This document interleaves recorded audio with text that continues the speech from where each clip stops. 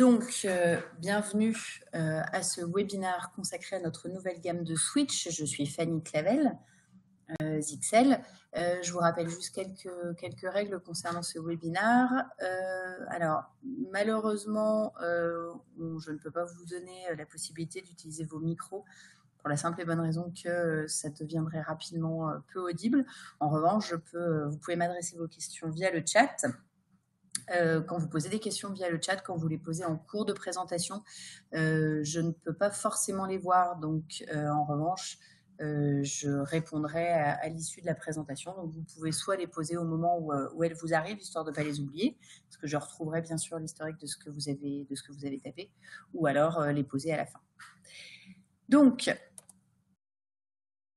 ce webinaire est donc consacré à notre nouvelle génération de Switch Smart administrables. Cette nouvelle série s'appelle la série GS1920 V2. Alors, comme son nom l'indique, il s'agit d'une V2 de la GS1920, donc qui est notre série, notre gamme de Switch web administrables, qui est aujourd'hui chez Zixel notre gamme best-seller sur le Switch. Et donc, le principe, c'était de se dire, c'est notre meilleure gamme de Switch, celle qui fonctionne le mieux. On va prendre ce qui a fait son succès et on va l'améliorer. Alors, ce qui a été amélioré dans un premier temps, c'est tout d'abord le design. Donc, lorsque vous achèterez les premiers Switch, vous verrez que les 1920 V2 ont désormais un panneau avant imitation carbone qui est assez qualitatif. En plus du design, ça permet très facilement de reconnaître des 19 de l'ancienne génération, 19 ancienne génération et 19-20 nouvelle génération. Autre chose, dans la gamme des 19-20 traditionnels, il n'y avait pas de Switch 8 ports PoE, ce qui manquait cruellement à la gamme. Vous nous l'avez fait remonter parce que lorsque vous aviez besoin uniquement de 8 ports et non de 24, vous n'aviez que deux choix. Partir sur le GS19008HP qui est un Switch web administrable, mais notamment en termes de PoE, qui a des possibilités plus light et qui est en règle générale un hardware plus light, ou partir sur le GS2210-8HP, donc qui est un vrai switch entre guillemets de niveau 2, qui a un web, oui, mais qui en termes de prix est aligné sur les prix des switches de niveau 2, donc un prix, ça pouvait venir alourdir vos devis. Donc aujourd'hui, vous avez désormais la possibilité avec cette nouvelle gamme de trouver dans la série 1920 V2 un switch 8 ports PoE et qui plus est, qui est fanless. C'est quelque chose, d'après les remontées, encore une fois, que vous avez pu nous faire, qui est assez demandé, de pouvoir proposer du 8 ports PoE qu'on va souvent retrouver à l'extrémité, donc proche des endroits où on travaille. Donc un 8 ports qui soit silencieux, donc sans ventilateur. Sur les autres switches de la gamme, qui eux ne sont pas fanless, une amélioration assez notable a été faite sur l'impact sonore des ventilateurs. C'est une remontée que nos clients nous ont faite, que sur du 24 ou du 48 ports PoE, on avait des switches qui étaient assez bruyants, même lorsqu'on les mettait sur des baies. Donc on a amélioré ceci. Autre point qui nous a été remonté, c'est le fait que les switches étaient profonds et que parfois ils ne rentraient pas dans les baies. Donc sur la gamme 1920 V2, on est sur un hardware complètement différent, avec donc des profondeurs qui ont été revues à la baisse. Le modèle le plus profond fait 20 cm, ce qui lui permet d'entrer dans la plupart des baies. Et en plus de tout ça, donc ces nouveautés qui sont déjà en elles-mêmes très intéressantes, on ajoute une dernière possibilité, ce sont des switches hybrides. Qu'est-ce que ça veut dire hybride? Ce sont des switches qui sont compatibles avec NebulaFlex, donc je vais revenir sur NebulaFlex un peu plus tard, mais ce sont des switches que vous aurez la possibilité soit d'administrer en standalone de manière classique en utilisant le WebGUI que vous connaissez vraisemblablement déjà, soit en utilisant notre solution cloud Nebula. Alors la gamme est composée donc de 5 switches. On trouve de l'uplink fibre gigabit sur tous les modèles. Donc 2 uplink fibres sur le 8HP, 4 sur les 24 ports, 6 sur les 48 ports. Soit fanless, soit avec des ventilateurs dont le fonctionnement a été revu pour qu'il soit plus silencieux. Pour les modèles PoE, toujours sur des switches PoE+, c'est-à-dire qu'on pourra aller jusqu'à 30 watts par port, avec la possibilité d'utiliser le switch suivant deux modes, le mode consommation, le mode classification. Donc je vous rappelle, mode classification, le switch va délivrer, quel que soit le besoin effectif de l'équipement qui est connecté sur le port, le niveau de budget PoE qui est déterminé par la classe du produit, donc classe 15 watts, classe 30 watts. Mode consommation, le switch va dynamiquement et automatiquement adapter la puissance qu'il délivre aux besoins réels de l'équipement, qui permet d'avoir plus d'équipements connectés de manière simultanée. À savoir que depuis maintenant plusieurs mois, l'ensemble de nos switches administrables PoE sont livrés en mode consommation par défaut. Et on va avoir une nouveauté au niveau du PoE, donc une jauge LED qui vous permet très facilement de voir où vous en êtes de la consommation PoE du switch. Switch compatible Nebula Flex. Alors pour ceux qui ont déjà utilisé Nebula Flex, notamment avec les points d'accès, c'est le même principe. Vous pourrez choisir au démarrage du produit soit de l'administrer de manière classique, soit de l'administrer en mode Nebula. Je fais le parallèle avec le Wi-Fi. J'attire votre attention sur un point important. Sur le Wi-Fi, on vous a offert la possibilité d'upgrader, d'ajouter cette feature sur les switches de la gamme NW1123AC via une mise à jour de firmware. Sur la gamme de switch GS1920, on est sur un hardware différent. Uniquement les switches de la gamme GS1920 V2 auront cette compatibilité Nebula Flex, ce qui veut dire que les switches de la gamme GS1920 historiques que vous avez déjà en parc, eux, ne pourront pas évoluer et ne seront jamais compatibles Nebula Flex.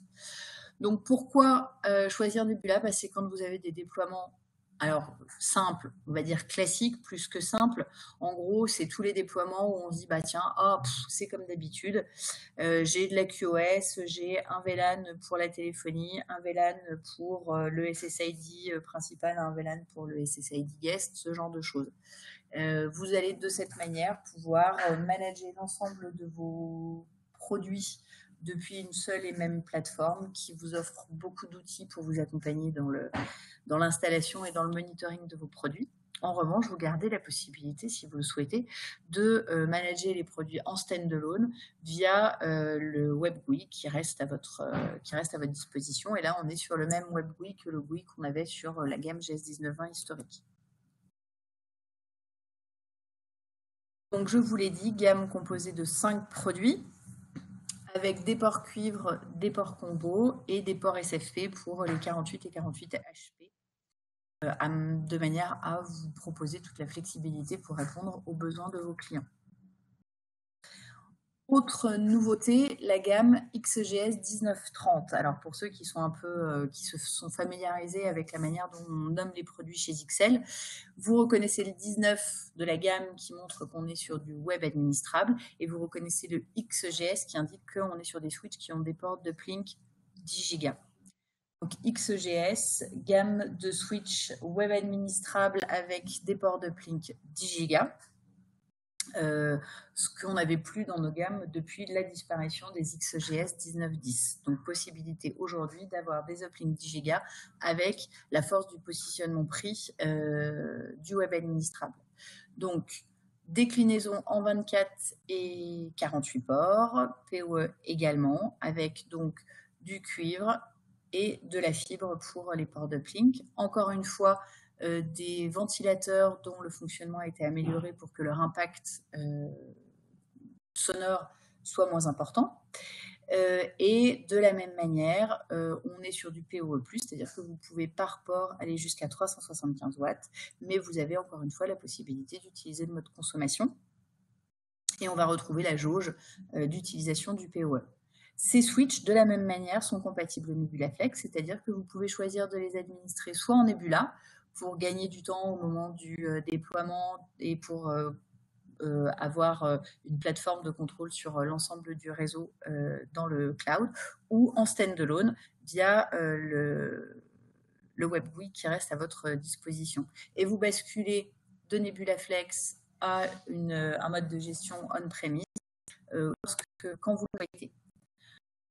Donc, 4 modèles, 24 et 48 ports, déclinaison PoE, avec, pour chacun des modèles, 4 ports d'uplink SFP+, donc 10 Go. Fonctionnalité PoE intelligente, donc j'en ai déjà parlé.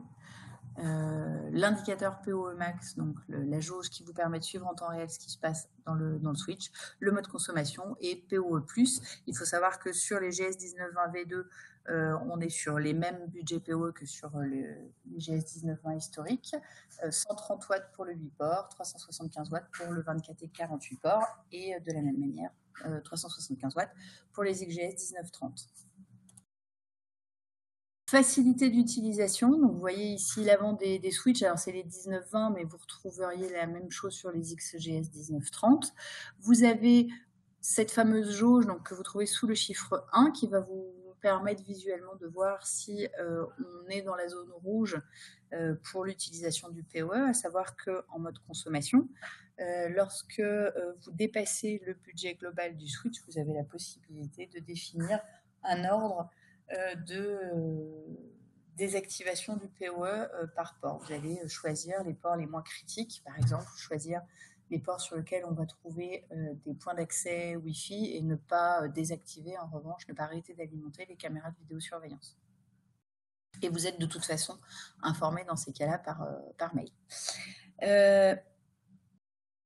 Deuxième chose, une LED qui va vous permettre de repérer si le switch est administré en mode cloud ou en mode non cloud. De la même manière, s'il y a un problème de connexion, la LED vous permettra d'identifier si la connexion cloud est bonne ou si elle n'est pas bonne. Nouveauté également, vous avez un bouton restauration. Alors, vous avez toujours votre bouton reset qui vous permet de reparamétrer, de repartir sur une configuration d'usine. En revanche, il arrive un grand nombre de fois qu'on souhaite resetter le produit parce qu'on est dans le cadre d'un debug, mais qu'on ne veuille pas perdre la configuration qu'on a faite. Lorsque vous paramétrez le switch, vous avez la possibilité de sauvegarder une configuration comme dernière configuration. Et lorsque vous actionnez ce bouton, vous revenez non pas à la configuration d'usine, mais à la dernière configuration par défaut que vous avez définie. Stabilité avant tout. Alors, on est sur une gamme de switch web administrables. L'objectif de ces switch web administrables, c'est de vous offrir un positionnement prix agressif associé à des fonctionnalités avancées. En revanche, chez XL, comme on est sur du switch professionnel, on a toujours à cœur de vous offrir des produits qui soient robustes. Et la robustesse d'un produit, la robustesse d'un switch, ça passe avant tout par la qualité et la robustesse de ses composants. Donc, la compétitivité en termes de prix ne se fait pas au détriment de composants de qualité moindre. Vous avez notamment au niveau des modules d'alimentation des choses qui sont très robustes, avec des filtres antiparasites, des condensateurs solides, le contrôle des ventilateurs qui vous permet de minimiser l'impact acoustique des switches, protection contre les suspensions, ce genre de choses. Le 8 HP, comme je vous l'ai dit, donc, il est très compact. On est sur 162 mm, donc modèle compact, avec un budget PoE de 130 watts. Il est fanless, donc pas d'impact au niveau du bruit, et puis également pas de panne liée au ventilateur. En revanche, il est équipé d'un système qui va protéger le produit en cas de surchauffe. Notamment, dans ces cas-là, si le produit surchauffe, on va couper le PoE et vous envoyer un message. La raison pour laquelle on fait ça, c'est que si jamais le produit chauffe et qu'on ne fait rien, le produit finira par ne plus fonctionner du tout. Donc, il vaut mieux avoir un produit qui fonctionne en mode dégradé et vous avertir pour que vous puissiez intervenir plutôt que de risquer une panne complète. Gamme de effectivement très silencieux, quasiment imperceptible, et on peut le mettre du coup le 8 ports en desktop. On peut aussi l'installer en rack. Comparaison des gammes entre les 1920, les 1920 V2 et les XGS 1930. Donc vous voyez que ce qu'on a rajouté sur le 1920 V2, c'est le 8 ports qui n'existait pas avant. C'est également la possibilité de pouvoir utiliser le WebGUI, mais également le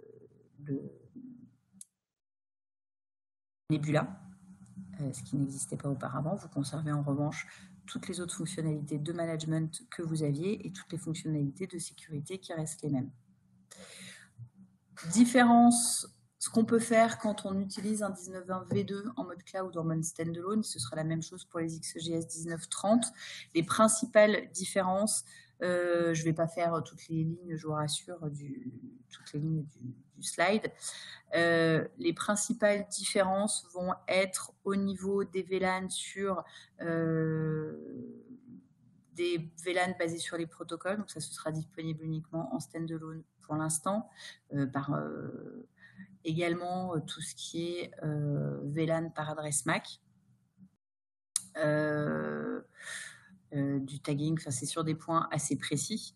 Le multicast également sera disponible. La majorité des fonctionnalités sont disponibles dans la prochaine release de Nebula, donc qui est prévue pour décembre.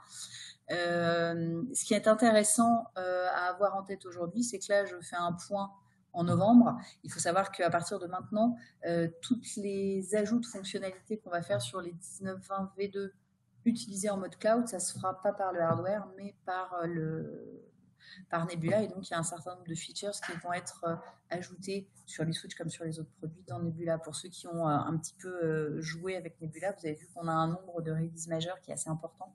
On en a eu 4 ou 5 sur 2018.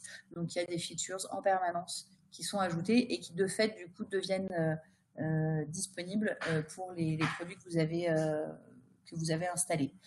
Seule chose, portez attention, il y a un certain nombre de features qui pourraient n'être disponibles qu'en version pro. Ce sera le cas notamment de tout ce qui est gestion du multicast pour les sites. Donc standalone ou cloud, c'est vous qui choisissez. Pourquoi est-ce qu'on est parti sur une gamme de switch hybride? Alors on a fait le test avec le Wi-Fi, c'est une solution qu'on a apportée à nos clients d'avoir des points d'accès hybrides qui a remporté un très grand succès. Ça offre une réelle flexibilité. On peut facilement rationaliser ses achats quand le même produit peut être utilisé soit en mode classique, soit en mode Nebula. Donc, ça permet à tout le monde, et nous également, en tant que XL, de gérer plus facilement nos stocks. Ça a un avantage parce qu'aujourd'hui, notre solution cloud, elle est gratuite. Un produit Nebula Flex, vous basculez dans Nebula sans faire l'acquisition d'aucune licence si vous êtes sur la version Nebula gratuite. Et puis, ça vous permet aussi, même si vos clients aujourd'hui n'ont pas de besoin, ne sont pas réceptifs à une solution de type cloud, d'installer chez eux des produits qui, en fonction de leur évolution, pourront les accompagner et basculer demain dans le cloud. Vous conservez toujours l'interface de management classique. Donc l'interface des GS 1920, qu'on soit en V1 ou en V2, reste la même, avec des fonctionnalités avancées qui vous permettent d'apporter des solutions fiables à vos clients, tout ce qui est l'ACP, tout ce qui est la QoS, même avancé, les VLAN, les gestions des ACL, les GMP snooping, sans avoir à passer par des lignes de commande qui peuvent être un peu ardues et complexes. Donc cloud ou standalone, vous choisissez et en plus, vous pouvez changer d'avis à tout moment. Lorsque vous démarrez votre switch, vous arrivez sur un premier écran qui est divisé en deux. Vous allez devoir choisir, est-ce que je veux faire du standalone, est-ce que je veux faire du Nebula? Si vous faites du Nebula, il vous suffit d'aller sur votre NCC, donc le Nebula Control Center, ou sur l'app Nebula pour enregistrer votre switch. Il faut avoir créé effectivement son espace Nebula avant, et à partir de ce moment-là, vous pouvez très facilement et tout de suite manager, configurer, monitorer votre produit. Si vous ne souhaitez pas, si vous indiquez la gestion standalone, vous retombez sur le WebGUI classique. Si votre switch que vous avez paramétré en mode Nebula parce que vous souhaitez l'installer chez un autre client, parce que les besoins de votre client évoluent, pour n'importe quelle raison, vous souhaitez retourner sur une gestion en standalone, c'est très simple. Il suffit de désenregistrer le produit de votre NCC et de rebooter le produit, de le resetter en Confusine. Et du coup, vous retournerez sur l'écran qui vous permet de choisir entre standalone ou Nebula. Donc la solution Nebula, je vous rappelle qu'aujourd'hui, elle existe soit avec nos produits Flex, soit avec des produits dédiés. Donc pour la partie Switch, c'est toute notre gamme NSW. Pour la partie Wi-Fi, c'est la partie NAP. Et pour la partie Gateway, ce sont la gamme NSG. Les principales fonctionnalités de Nebula, c'est que vous allez pouvoir utiliser l'interface de NCC, qui est l'interface de management, qui est une interface très simple, très intuitive, qui est faite Pour le multisite, on peut très facilement se passer d'un site à l'autre. On peut utiliser des outils, on peut configurer, cloner des confs d'un produit à l'autre ou d'un site à l'autre. Vous avez la possibilité de définir des profils administrateurs avec une granularité assez forte et vous avez accès à des dashboards, des topologies, des cartes, des plans qui vous permettent d'administrer plus facilement les sites. Donc, lorsque vous lancez votre NCC, vous arrivez sur cette vue qui vous permet de retrouver l'ensemble de vos clients. Alors, dans le jargon Nebula, un client, ça s'appelle une organisation.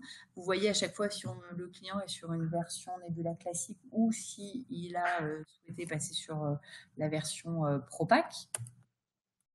Je reviens sur le slide, si vous souhaitez créer une nouvelle organisation, même si on n'est pas bilingue, et sans avoir fait une formation d'ingénieur IT très poussé, il suffit de cliquer sur Create Organization, donc encore une fois quelque chose de très très simple. On a ensuite une vue sur l'ensemble des clients et sur l'ensemble des sites. On voit globalement la santé, donc qui est avec un code couleur vert, orange, rouge, noir, pour voir si on est sur un site qui fonctionne bien ou s'il y a des dysfonctionnements. Le dashboard par site est très intuitif. Donc, vous voyez, vous retrouvez vos AP, vos points d'accès, vos gateways, le nombre de clients connectés, la qualité de la connexion. Vous avez un rapport du trafic et un rapport sur les clients. Par site, vous pouvez voir quels sont les équipements qui ont été les plus utilisés. Vous pouvez voir quels sont les SSID pour le Wi-Fi qui ont été les plus utilisés. Vous pouvez géolocaliser les sites, mais également les produits en uploadant les plans du site sur lesquels ils sont installés. Vous avez également dans la version Pro accès à des topologies qui vous permettent de visualiser les interconnexions entre les différents produits installés et notamment de voir, là il y en a un en rouge, c'est lui qui dysfonctionne, donc vous voyez sur quel switch il est et en cliquant sur le produit, c'est un lien hypertexte, vous arrivez directement sur la partie administration. Mise à jour de firmware, encore une fois, très simple. Vous définissez un horaire à laquelle vous souhaitez que les mises à jour de firmware soient faites. Et vous n'avez plus à vous soucier de la disponibilité ou non d'un nouveau firmware. Vous êtes quand même informé par email qu'un nouveau firmware est disponible. Vous êtes informé en fonction de ce que vous avez renseigné dans l'interface NCC du moment où la mise à jour sera faite. Vous avez la possibilité de forcer la mise à jour si finalement le moment que vous aviez défini n'est pas opportun. Définir des profils administrateurs, c'est très simple.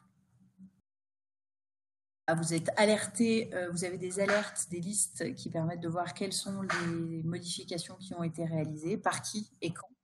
Lorsque vous êtes en version pro, vous avez la possibilité de recevoir ces rapports par email.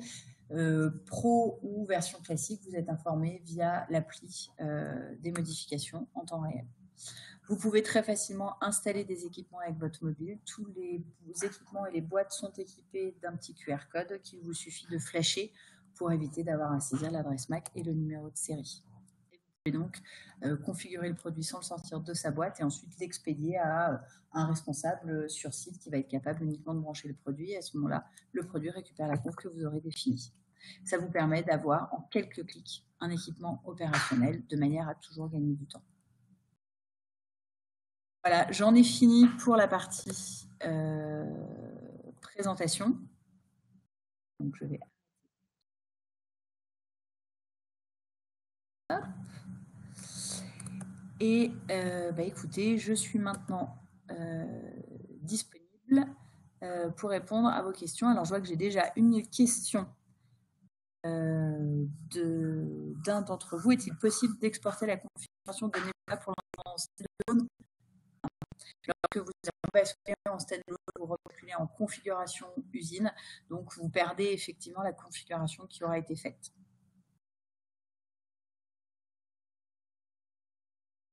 Voilà,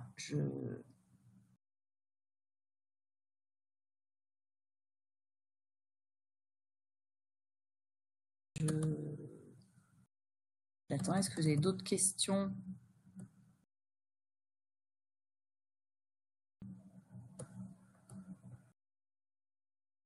Sur cette partie de la présentation. Alors, je vois que j'ai une question. Hop. OK. Alors juste, je vais revenir sur le partage d'écran et puis vous présenter quelques exemples d'installation.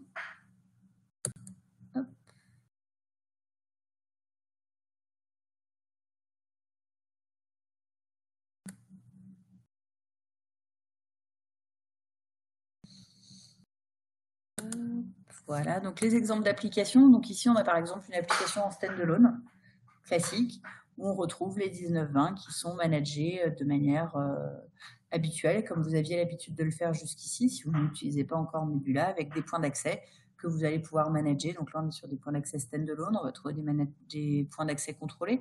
Il y a un USG 110, donc éventuellement, on peut manager de manière contrôlée les points d'accès NWA 5123 CHD et WAC 6303 DS. Et puis, on peut choisir l'installation en mode cloud, où là, on va depuis une seule et même plateforme venir manager l'ensemble des produits de type point d'accès, de type gateway, de type switch, donc ici switch hybride, sur l'ensemble des sites de vos différents clients. Et ça, c'est très intéressant parce que ça vous évite, lorsque vous intervenez chez un client, de devoir basculer de l'interface de la passerelle à l'interface du switch, à l'interface du point d'accès. Très rapidement, vous avez de la visibilité sur les trois. Vous pouvez vous balader. Et puis, de la même manière, quand vous passez d'un client à l'autre, tout se fait sur une seule et même plateforme. Il faut vraiment penser Nebula comme un centre de pilotage unique pour l'ensemble de vos clients.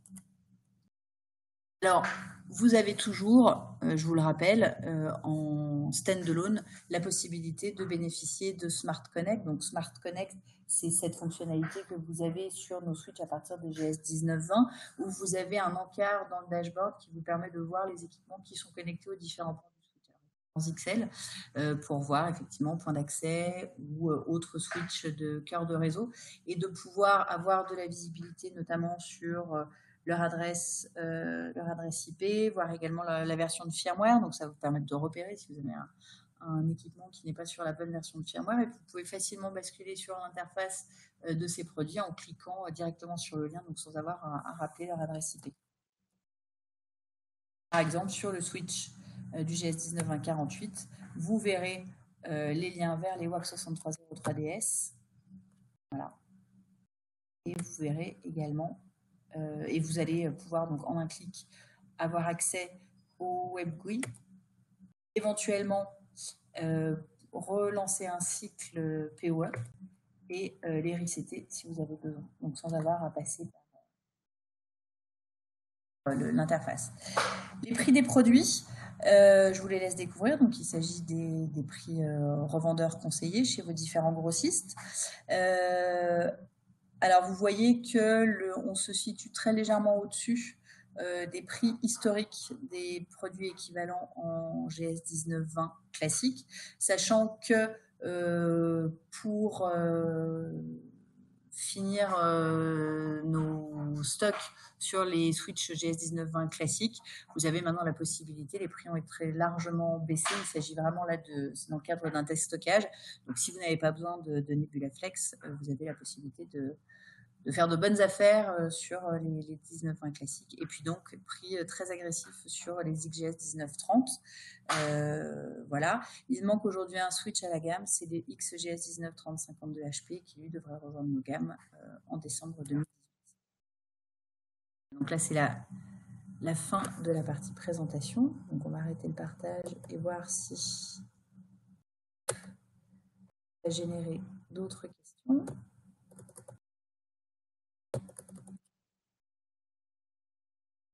D'autres questions?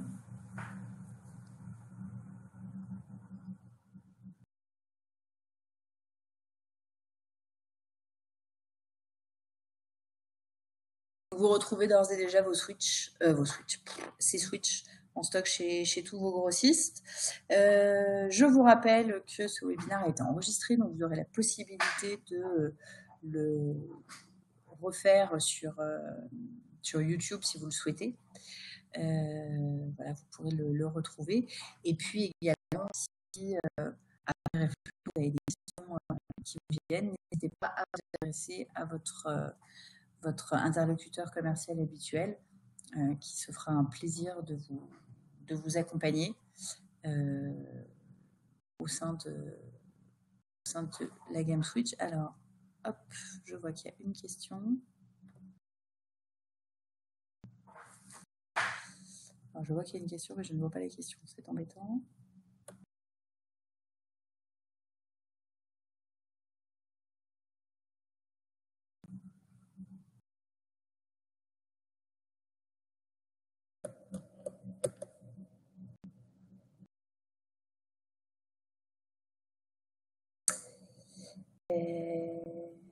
Hop.